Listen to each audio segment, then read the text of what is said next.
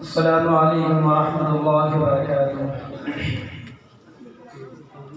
الحمد للہ وکفى وسلام علی عباده الذین اصطفى، اما بعد، قال اللہ تعالی: لقد كان لكم في رسول اللہ اسوۃ حسنہ۔ محترم حضرات، اللہ تبارک و تعالی نے انسان کو اشرف المخلوقات بنایا اور اس پر اس قدر رحمت نازل فرمائی کہ ان کا شمار کرنا انسانی طاقت سے باہر ہے۔ خود اللہ تبارک و تعالی نے قرآن کریم میں ارشاد فرمایا: وَإِن تَعُدُّوا نِعْمَتَ اللَّهِ لَا تُحْصُوهَا۔ اگر تم اللہ کی نعمتوں کو شمار کرنا چاہو تو نہیں کر سکتے، یعنی ان کا احاطہ کرنا انسانی طاقت سے باہر ہے۔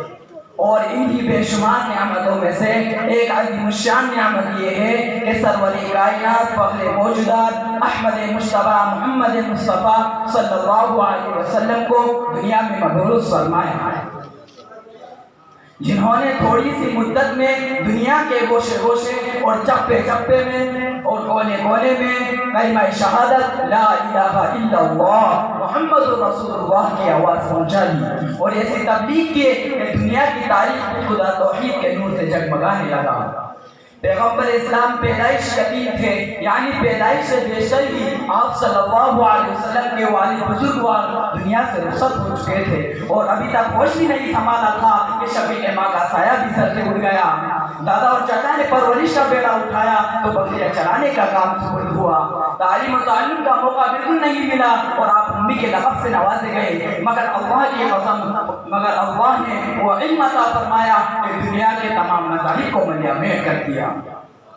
یعنی جس یتیم نے قرآن بھی درست نہیں کیا تھا اس نے دوسرے مذاہب کے کتب خانوں کو منسوخ کر دیا۔ پیغمبر اسلام خاتم النبیین سید الاولین والآخرین محبوب رب العالمین کے القاب سے نوازے گئے، اور ایسا کیوں نہ ہوتا بچپن میں آپ کا سینہ مبارک چاک کیا گیا تاکہ بچپن کے لہو لعب سے پاک و صاف ہو جائے۔ آغاز جوانی میں سینہ چاک کیا گیا تاکہ حفظ اور اس کا شائبہ بھی باقی نہ رہے۔ جب نبوت کا زمانہ قریب ہوا تو پھر سینہ چاک ہوا تاکہ آسمانی سفر کی صلاحیت پیدا ہو جائے۔ معراج اس مقام پر پہنچے جہاں فرشتوں کی رسائی ممکن نہیں تھی۔ حضرت عائشہ رضی اللہ عنہا فرماتی ہے: فَإِنَّ الشَّمْسَ تَطْلُعُ بَعْدَ صُبْحٍ وَشَمْسِ طَالِعٌ بَعْدَ النَّهَارِ۔ دنیا کا سورج صبح ہونے کے بعد نکلتا ہے اور میرا سورج دن ختم ہونے کے بعد طلوع ہوتا ہے۔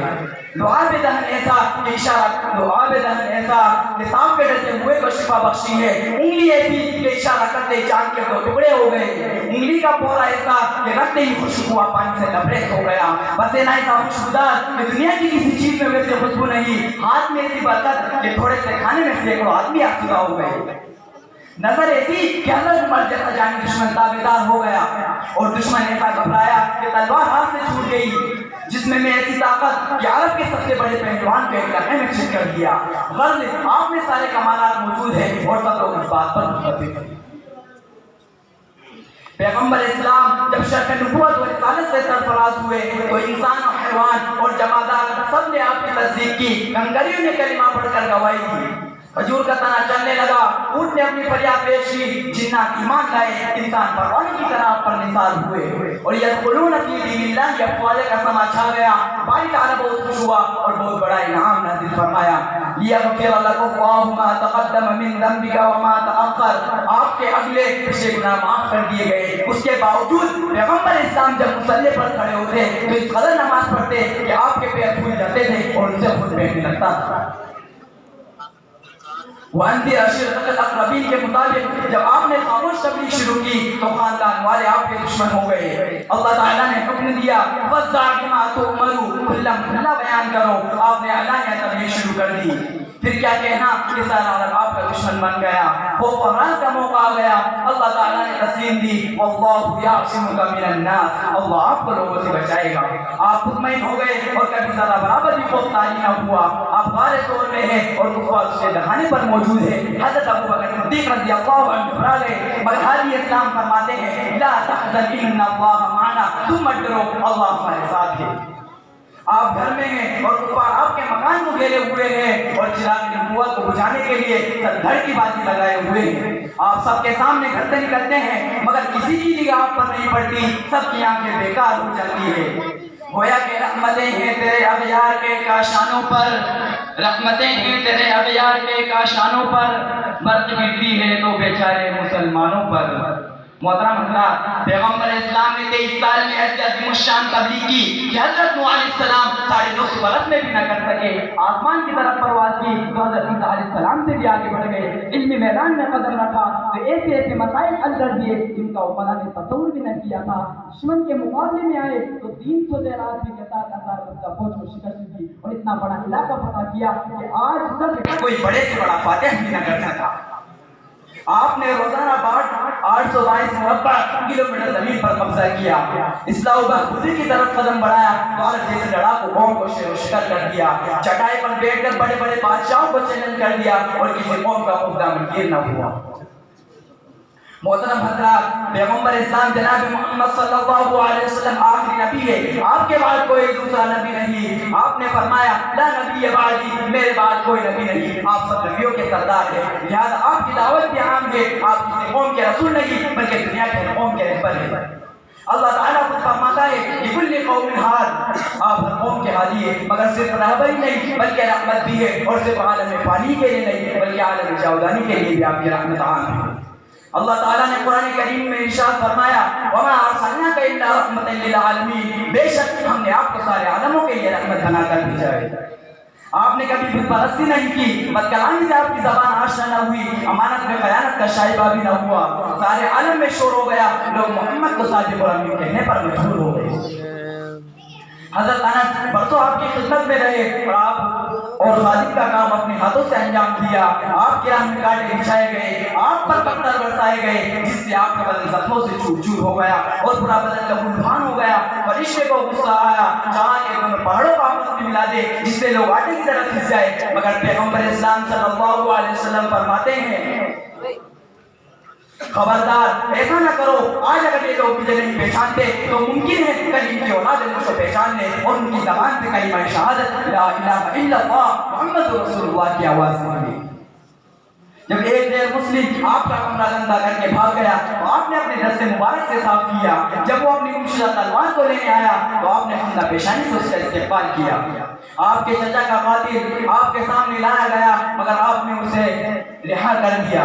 مکہ فتح ہو گیا، کفار قریش بہت گھبرا گئے کہ اب یہ نہیں سب قتل کر دیے جائیں گے، مگر آپ نے مکہ میں قدم رکھ کے فرمایا لا تثریب علیکم اليوم فاذهبوا انتم الطلقاء، آج تم لوگوں سے کوئی بدلہ نہیں لیا جائے گا، تم لوگ آزاد ہو۔ قبیلہ خواتین مسلمان ہو گیا اور کفار قریش کو رسل دینا بند کر دیا گیا، لوگ بھوک سے بےتاب ہونے لگے، باوجود کے پیغمبر اسلام کے جانی دشمن تھے، مگر جیسے ہی آپ کو خبر ہوئی تو آپ نے رسل جاری کرا دی اور تقریباً 700 من مکہ بھیج دیے تاکہ لوگ بھوکے نہ مریں۔ دنیا کا سب سے بڑا انسان جب اونچے سے اونچے مقام پر پہنچتا ہے تو بسا اوقات اپنوں کو فراموش کر جاتا ہے، مگر پیغمبر اسلام اپنی امت کو کبھی نہیں بھولے۔ معراج جب اونچے سے اونچے مقام پر پہنچ گئے اور اللہ تعالیٰ نے فرمایا السلام علیک ایھا النبی ورحمۃ اللہ وبرکاتہ، اے نبی آپ پر رحمت اور سلامتی ہو، تو آپ نے جواب دیا السلام علینا وعلی عباد اللہ الصالحین، یعنی سلامتی ہو ہم پر اور اللہ کے نیک بندوں پر۔ انسان جب سخت مصیبت میں گرفتار ہوتا ہے تو اسے دوسروں کا خیال بھی نہیں آتا، مگر ایسی حالت میں بھی اپنی فکر نہیں کرتے بلکہ امت کے لیے فکر مند ہے اور فرماتے ہیں یا رب امتی یا رب امتی، اے میرے رب میری امت کو بخش دیجیے، اور صرف امت ہی نہیں بلکہ تمام انسانوں کا خیال رکھتے ہیں اور فرماتے ہیں کل الناس اخوہ، سارے مسلمان بھائی ہیں، سارا رب آپ کے قبضے میں ہے، لوگ پروانوں کی طرح آپ پر نثار ہے اور دولت و درخیرات اپنی جان تک قربان کرنے کے لیے تیار ہے، مگر آپ ایک جھوپڑی میں رہتے ہیں، ٹاٹ پر سوتے ہیں، جو کی روٹی کھاتے ہیں، بس اوقات اگر وہ بھی میسر نہیں ہوتی تو فرماتے ہیں انی صائم، میں روزے دار ہوں، یعنی میں نے روزے کی نیت کر لی ہے۔ آپ نے گھر میں کبھی بھی پیٹ بھر کر کھانا نہیں کھایا، کبھی بھی دو قسم کے ساتھ آپ کے دسترخوان پر نہیں آئے۔ آپ اگر دولت چاہتے تو عرب کے پہاڑ آپ کے لیے سونا بن جاتے، مگر آپ نے پسند نہ کی، کبھی دولت جمع نہ کی، حتیٰ کہ جب آپ نے صبر آخرت اختیار کیا تو آپ کے پاس چند تلواروں اور ایک چھڑی کے علاوہ کچھ نہ تھا، مگر آپ دونوں عالم کے لیے رحمت ہے، آپ نے دنیا والوں کے لیے بہت بڑی چیز چھوڑ دی ہے۔ ترکتم فیکم امرین لن تضلوا ما تمسکتم بها کتاب اللہ و سنت رسولہ، میں نے تم لوگوں کے لیے دو چیز چھوڑ دی ہے، جب تک تم انہیں پکڑے رہو گے یعنی ان پر عمل کرو گے ہرگز گمراہ نہ ہوگے، ایک کتاب اللہ اور دوسری میری سنت۔ آج گمراہی اور بے چینی کا سبب یہی ہے کہ لوگوں نے دونوں چیزوں کو چھوڑ دیا ہے، حالانکہ یہ اب تک قائم ہے اور تا قیامت تک قائم رہے گی، اس لیے کہ اسلام کتاب اللہ اور سنت کی اتباع کی دعوت دیتا ہے، اور قرآن کریم کی جس آیت سے میں نے اپنی تقریر کا ابتدا کیا تھا وہ بھی اسی کا حکم دیتی ہے اور کہتی ہے لقد کان لکم فی رسول اللہ اسوۃ حسنہ، لوگوں تمہارے لیے رسول خدا کی زندگی میں بہتر نمونہ ہے۔ اللہ تعالیٰ سے دعا ہے کہ تمام انسانوں کو اپنی مرضیات پر چلائے اور اتباع رسول کی توفیق عطا فرمائے۔